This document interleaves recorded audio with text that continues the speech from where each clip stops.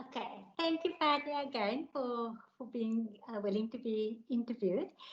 So, can you tell me a little bit about what your PhD research is about? Okay, so the PhD research is about the recovery of men who have a severe mental illness.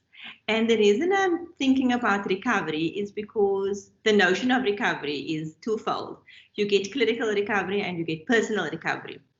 And clinical recovery is a very medical model approach, which we have a long history of understanding. We might not necessarily name it as clinical recovery, but we understand it's really a response to illness, symptom management, those kinds of responses, like do the symptoms abate. But personal recovery, again, which for me resonates with my life as an occupational therapy, is also around how people find meaning and purpose in their life despite having a mental illness.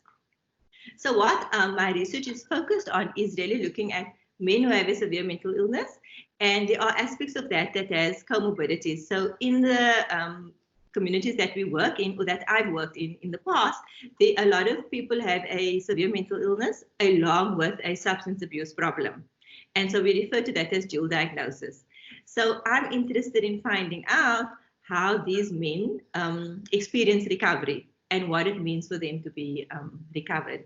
And then because I'm interested in informing future practice, I'm also interested in understanding how service providers see recovery and what is the connection or disconnection that we can make in terms of when people enter our health systems and we think about recovery, we think about it as a longitudinal journey.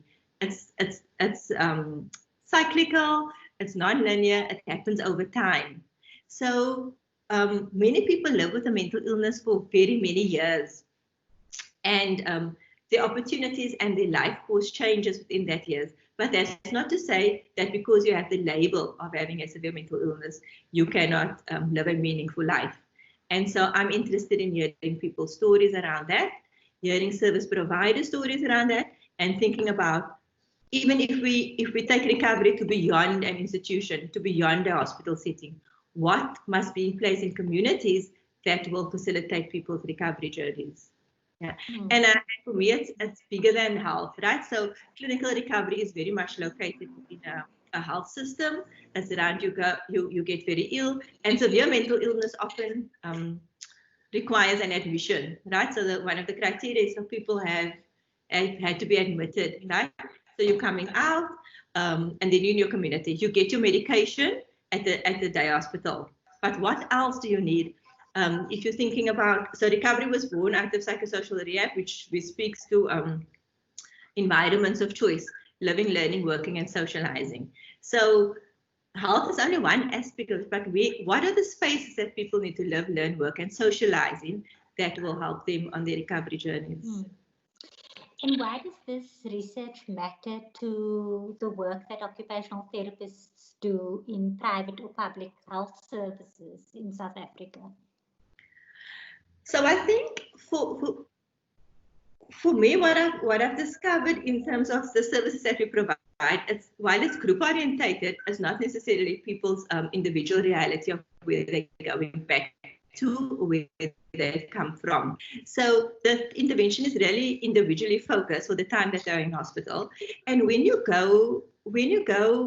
people are discharged, even in private practice, you have to have a contextual understanding of where they come from and what are the structural barriers or the context that they find themselves in that might hinder the ability to recover. So I think, and also the network of support that they need to engage in, also the family. I've just finished a scoping review that I need to finish for publication.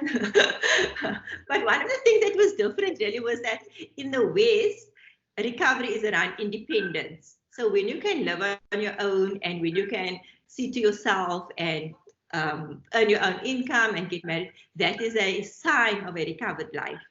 Whereas in low and middle income countries, which I contrast with, recovery people lived with their families. It didn't mean that you weren't recovered when you were still living with your family. Extended family played a big role. So family support played a big role.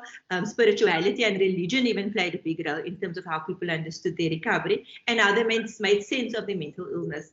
So I think there's a lot of stigma attached to having a mental illness in all of our communities, and I think it's important for us to understand the set of conditions around mental illness and how to support people in a way that's non-judgmental and that works for family units.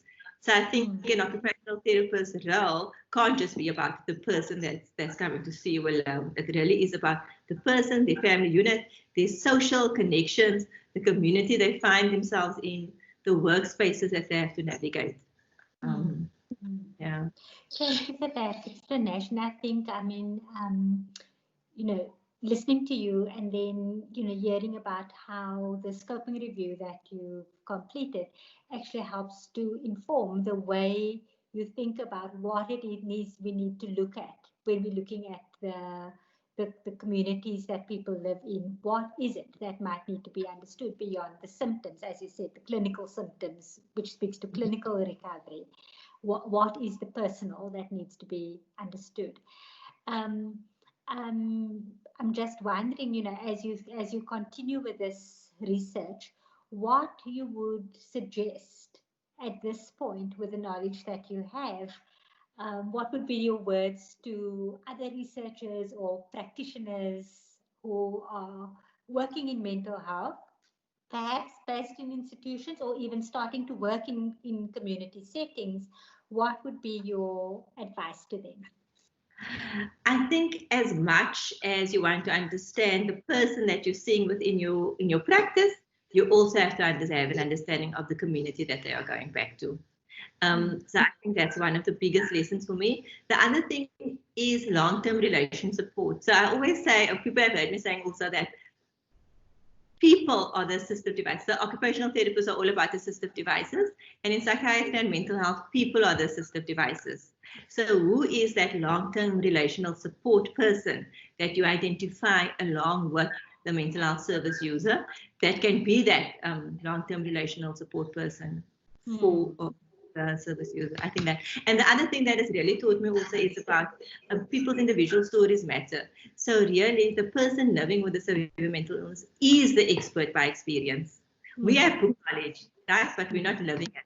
So in order for us to connect and to collaborate and to work in a meaningful way, you have to recognize that that person is an expert by experience. They know what it means. They know, they have this story, and we need to listen to people's stories. I think just being able to do that is really important. And I guess for me, the other part to that is also that for occupational therapists who know these stories, who might also be experts by experience, either by their own experiences of disability, but also having family members or people in their own communities who have disabilities, is actually to use that knowledge and experience as a resource rather than shifting into this professional identities where we dismiss those parts of ourselves that actually make us relatable, make us people relating to other people when we think about ourselves in a more fuller sense and bringing that into what we're doing in occupational therapy. Okay. Is there any last words you want to say before we end off? I mean, I think that there's so much happening in the world at the moment, but I think also that there's a quote in the Quran around, in difficulty there is ease, right? So for me also the opportunity here is that yes, we've got all of this happening, but we do know we're going to have a mental health crisis at the end of this, right? And so while mental health again is the Cinderella of healthcare, we need to foreground mental health. But the challenge now is also to think about what does that look like. And an individual practice, which is just around self-care tailored to the individual, is not the only way. We have to do it in tandem with what is a community healing, what is a community mental health response to the COVID pandemic. Great. Thank you so much, Fadia. Thanks, Richard. Take care. Have a lovely day further. Okay. Thanks, you too. Bye.